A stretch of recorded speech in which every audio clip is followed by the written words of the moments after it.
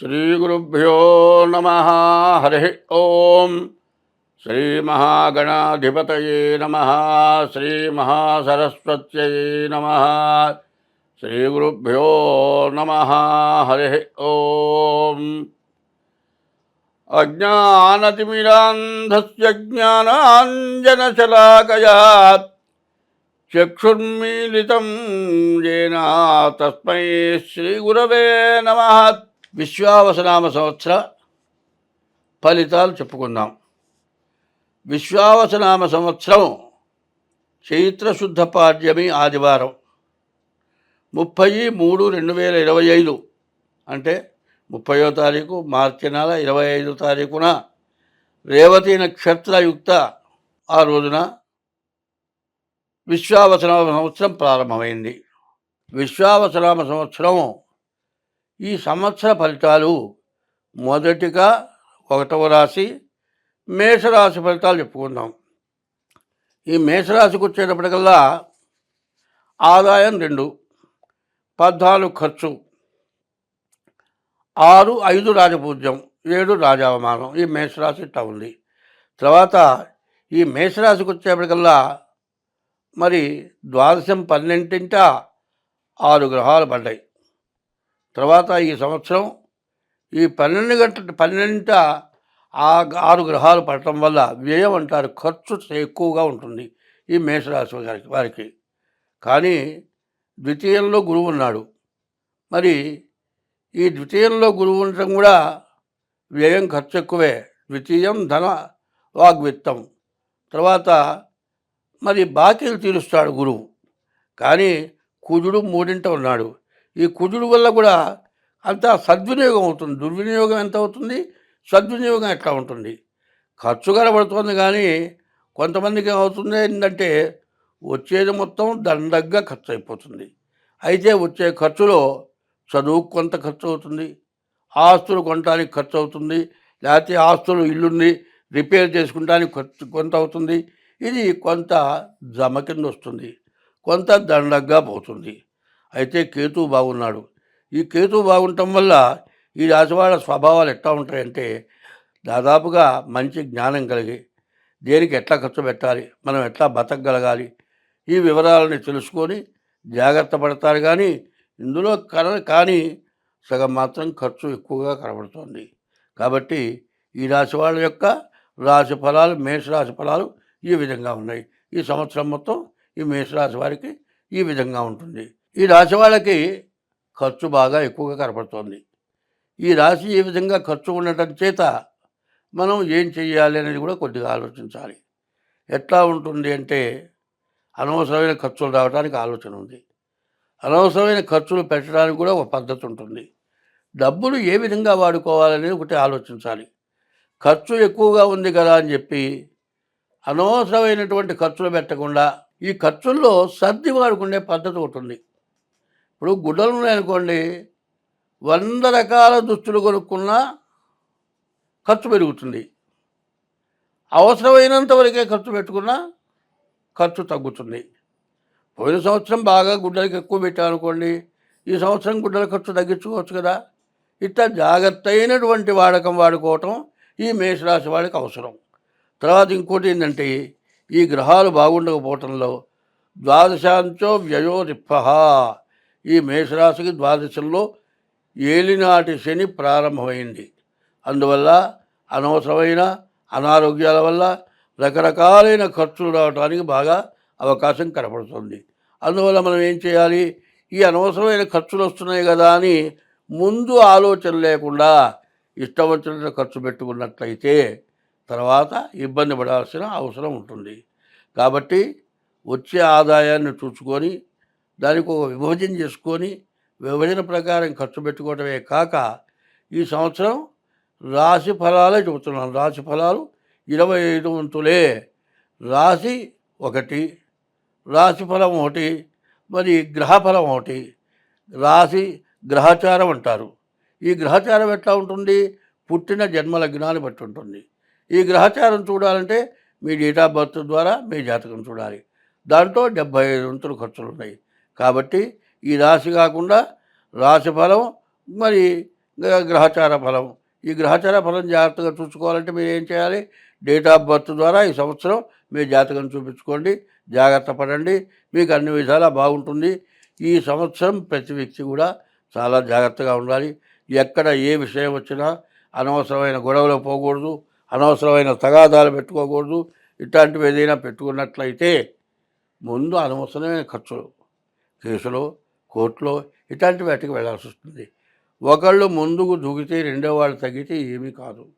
కాబట్టి అదే కాదండి, వాడు తొందరపడ్డారనుకోండి, మనం ప్రశాంతంగా చెప్పుకొని మనమంతా ఒక చోట ఉండేవాళ్ళం, అందరం సర్దుకుందాం ఇట్లా చెప్పుకొని సమర్థించుకోవటం. అందరి సమర్థత బాగుండాలి. అయితే కొంతమంది ఒక చోట ఉన్న చోట కొంతమంది పెద్దవాళ్ళు మంచివాళ్ళు తగాదా తీసే వాళ్ళని ఎరుకొని మనం జాగ్రత్త పడితే ఈ మేషరాశి వాళ్ళకి అన్ని విధాలా బాగుంటుంది. అయినా సరే ముఖ్యంగా మీ జాతకం చూపించుకోవటం డేట్ ఆఫ్ బర్త్ ద్వారా గోచారం 25 వంతులు, గ్రహచారం 75 వంతులు కాబట్టి గ్రహచారం కోసం మీ డేట్ ఆఫ్ బర్త్ చూపించుకోండి. ఈ రాబోయే విశ్వావసనామ సంవత్సరం కొత్త సంవత్సరంలో ప్రత్యేకమైనవి, ముఖ్యమైనవి, వినాల్సినవి, పాటించాల్సినవి ఉన్నాయి. అవి చాలా కొద్దిలో ముఖ్యంగా చెప్తూ ఉన్నా. రాజకీయంలో సమస్యలు బాగా ఎక్కువగా ఉన్నాయి. రాజకీయ నాయకులు ఎవరు కూడా ఒక పద్ధతిలో నిలబడే లక్షణాలు లేవు. రాజకీయ పరిపాలన చేయడానికి పరిపాలకులకి సమస్యలు ఎక్కువగా ఉంటున్నాయి. మిగతా మెంబర్స్ కానీ మంత్రులు కానీ స్వార్థం కోసమని సమస్యలు తెచ్చిపెట్టే లక్షణాలు ఉన్నాయి. సరే, పరిపాలకులకి ఈ ఇబ్బంది ఉంటే, పరిపాలకులకు కొద్దిగా ఇబ్బంది ఉంటే ప్రతిపక్షాలు మాత్రం దీన్ని బాగా గొడవ చేసి ముందు ప్రతిపక్షాలు పాలకపక్షం కొట్టుకోవటం, పాలకపక్షాలు కొట్టుకుంటే దాన్ని ఎగదోసి ప్రతిపక్షాలు అల్లరి చేయటం, ఇది ఒక సమస్య. కుటుంబ సభ్యుల్లో ఇవాళ ఉన్నటువంటి పెరిగిపోయినటువంటి ఖర్చుల వల్ల, ఆదాయం తక్కువ వల్ల, ఇవాళ వచ్చే ఆదాయం చాలకపోవటం వల్ల కుటుంబ కలహాలు బాగా వస్తున్నాయి. రెండోది. మూడోది ఏమిటి అంటే ప్రపంచ దేశాల్లో కొన్ని దేశాలు పైకొచ్చినాయి. ఆ పైకొచ్చిన దేశాలు తనకంటే ఇంకో దేశం పైకి రాకూడదు కాబట్టి, రాకుండా పోవాలనే ఉద్దేశంతో పైకి వస్తూ ఉన్న ప్రభుత్వాల్ని అణగదొక్కి వాళ్ళే పై స్థాయిలో ఉండాలి అని చెప్పి మరి తక్కువగా ఉన్నటువంటి వాళ్ళని ఎగగొలిపి బాగా పరిపాలన చేస్తూ పైకొస్తూ ఉన్న దేశాలని అణచివేయటం కోసమై పైకొచ్చిన దేశాలు చిన్న దేశాలు చేత పైకి వస్తున్న దేశాల మీద యుద్ధం ప్రకటించి అన్ని దేశాలని నాశనం చేయటానికి కాండతో యుద్ధాలు జరిపే లక్షణాలు బాగా ఎక్కువైనాయి. ఇదివరకు మీరు చూచారు. మరి ఏమైంది? అమెరికా, రష్యా ఉన్నాయి. ఈ రష్యా బాగుంటే ఒకప్పుడు కొంత విడబడది. తర్వాత మరి రష్యాలో ఉక్రెయిన్ అనే ఓ భాగం దాంట్లోది. సరే, వాళ్ళకి తేడాలు వచ్చి గొడవలు పెంచుకోవడం ఎందుకని వాళ్ళు విడబడిపోయినారు. సరే, వాళ్ళకి మళ్ళీ ఏదో కొద్దిగా గొడవ వచ్చింది.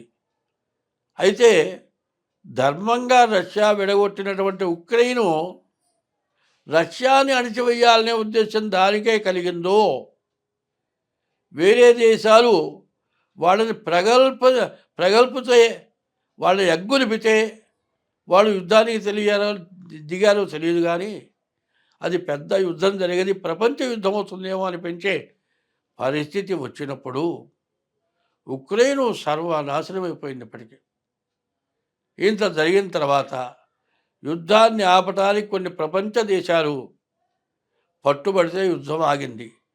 కానీ యుద్ధం జరిగింది, తర్వాత రష్యాని నష్టపరిచింది, ఉక్రెయిన్ నష్టపడ్డది. కానీ ఈ యుద్ధంలో కొన్ని దేశాలు మాత్రం బాగుపడ్డాయి. ఇట్లాంటివి చాలా జరగటానికి ఇప్పుడు బాగా అవకాశాలు ఉన్నాయి.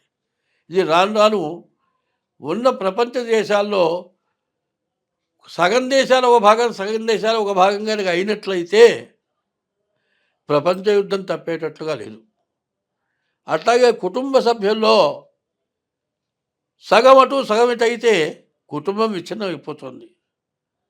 మన భారతదేశంలో పరిపాలకుల్ని అణిచివేయటానికి ప్రతిపక్షాలు ఇబ్బంది పెట్టడమే కాక, పాలక పక్షంలో ఉన్నటువంటి కొంతమంది మంత్రులు గానీ, నాయకులు గానీ, వాళ్ళ స్వార్థానికి వాళ్ళకి తగినటువంటి ఆదాయం లేకపోవటం వల్ల పాలక పక్షంలో రెవల్యూషన్ వచ్చి పాలక పక్షాన్ని పడేయటానికి ప్రయత్నాలు జరిగి, ఇట్లాంటివి రకరకాలైన నష్టాలు రావటానికి బాగా అవకాశం కనపడుతోంది. కాబట్టి ప్రకృతి విపత్తులు బాగా రావటానికి, విపరీతమైన వర్షాలు, విపరీతమైన ఎండలు, నదులు పొంగటం, మునిగిపోవటం, మరి పంటలు నాశనమైపోవటం, తినటానికి తిండి లేక ఇబ్బంది పడటం, పండిన పంట చేతికి రాకపోవటం, కష్టపడేవాడికి అంతా కష్టం చేసి పెట్టుబడికి కూడా తగినటువంటి ఆదాయం సగం కూడా, పెట్టుబడిలో సగం కూడా రాకుండా ఇబ్బంది పడటం, పరిపాలకులు సహాయం చెయ్యలేకపోవటం,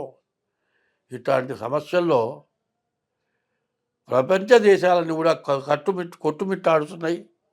మన దేశానికి కూడా అట్లాంటి ఇబ్బందులు వచ్చేటట్లుగా కనబడుతూ ఉన్నాయి. మన దేశం బాగా పైకొస్తున్నది.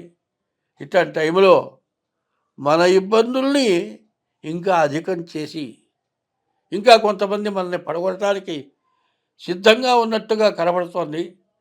కాబట్టి పాలకపక్షం, ప్రతిపక్షం, ప్రజలు బాగా ఆలోచించుకొని అందరూ మంచిగా ఉంటే మనం అందరం బాగుంటాం. అందరూ సుఖంగా ఉంటాం. స్వస్తి.